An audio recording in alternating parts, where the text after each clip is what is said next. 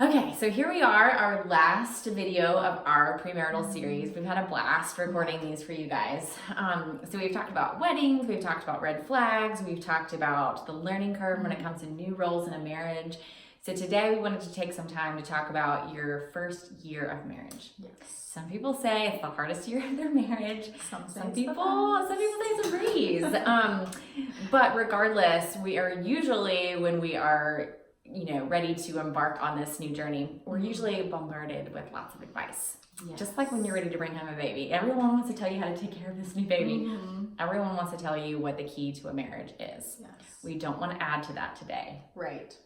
So, but what we do want to do is set you up for success. Right. So kind of what we know as therapists, when you embark on any new adventure or transition, that if you're feeling confident, prepared, you can kind of manage what to expect with it, you're more likely to be successful. Right. Yeah, definitely. So, and we know that you can expect both joys and frustrations. Yes. That's a given. But one of the best things, I think, is this idea of going home. What does home mean? What does it symbolize? What does it signify for you? Mm-hmm. In the past, it probably meant going home to your parents' house, when you're home from college or wherever.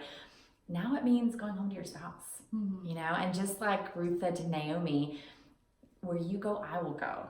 Where you stay, I will stay. Mm-hmm. Your people will be my people. This is what you can say to each other now. And it's a really, really beautiful, wonderful thing that you don't have to say goodbye at the end of the night anymore. Mm-hmm. You're home. Exactly. Yeah. But with that comes a lot of change. Yes. So we wanted to equate this change with a new marriage to similar to traveling to a foreign country. So if you've ever been to a foreign country, one that doesn't speak English, you are bombarded with all things different. So it's a different language, different streets, different sides of the road you drive on, different types of hotels. It's just all different. But if you enjoy it the way I do, going to a foreign country is exciting and exhilarating. Yes. It's just life-giving, right? So it's all these great things, but it's exhausting.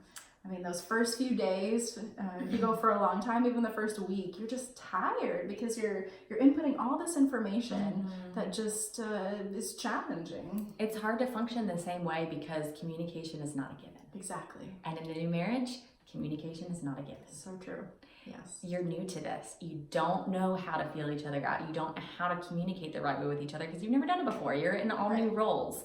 So that part will be difficult. Right. And then with that comes conflicts and frustrations, right? Irritations. Exactly. So we've talked before about making sure that you talk about those things. We won't go into them again. Yes. But some of those conflicts to expect are going to be about the transition. They're going to be about being tired and maybe not being your best self and kind of what comes with all that transition. And the little things like where to store your toothbrush and folding socks, whether you should fold your socks, all those things. So again, our grace and humility theme. Yes. Be gracious as you're thinking about these pet peeves because they will come up, and you can do one of two things. You can keep a list of all your pet peeves, or you can come at them with grace and realize that they're the small things in life. What do we say in the first video? Don't sweat the small stuff. Yes, that still applies. Yeah, absolutely. Yeah, and so, but another joy might be creating these new memories and new traditions. Like, this is so fun to just think about this new family that you've created. What are you going to do that's new and different? And that's exciting. It is exciting, but it can also come with a little bit of disappointment or maybe even some grief, right? Nostalgia. Right. That if you have spent your entire life Christmas at grandma's house in whatever state, right? Yeah. And now suddenly you're not able to do that every year. It can be a little sad, bittersweet. Right. But it's change. It's not bad. It's just new. Change is hard. Yeah. And with that, a whole year of firsts. There's going to be a lot of firsts. First time you do this together, first time you vacation together, first time you do Christmas together. First fight. Yes. And maybe these aren't all firsts, but it will be a year of, this is your first year as a married couple doing these things. So, and again, that can be super exciting, and it can just create some extra tension too. Yeah. So be aware of that. New routines, which again can be good and bad. You get to go to bed together every night, which is fun. But that can be stressful sometimes too. Maybe you don't go to bed at the same time. Maybe one of you is a night owl, one of you is an early bird. That can be hard. Right. You have to kind of figure out what your routines are going to be. Right, well, and kind of going along with that with personalities as well, that if one of you is an introvert and extrovert, or maybe you're both extroverts and one of you just gets tired, right? But it's managing that on the day-to-day and figuring out how do we go through this lovingly, graciously, humbly. Right. And again, expecting compromise. Exactly. And so then the other thing that we wanted to kind of encourage you to recognize is that there will be less individual time. But because you are joining your lives together in every shape and form, you may not get as much individual time as you did before. Right. Now, in the first few months, that may be an awesome thing, and you may love every minute of it, but there may come a time when you wish for a little bit of separation. And just like some chill time or relaxation. And so, setting that expectation early of talking to each other. How do you relax? How do you recharge? What do you need from me to help you get that? So you're still approaching as a couple, but you're still recognizing your individual needs. Absolutely. Yeah, that's super important.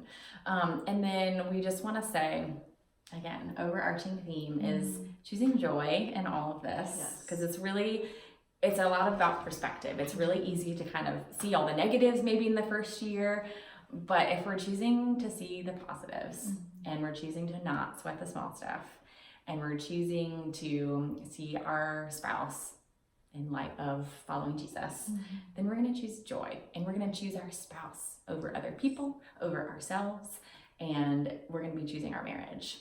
And that's going to make all the difference in the world. It will. Well, this has been super fun. Yes. We look forward to sharing our next content with you in October. So stay tuned for next week, and we'll see you then. See you.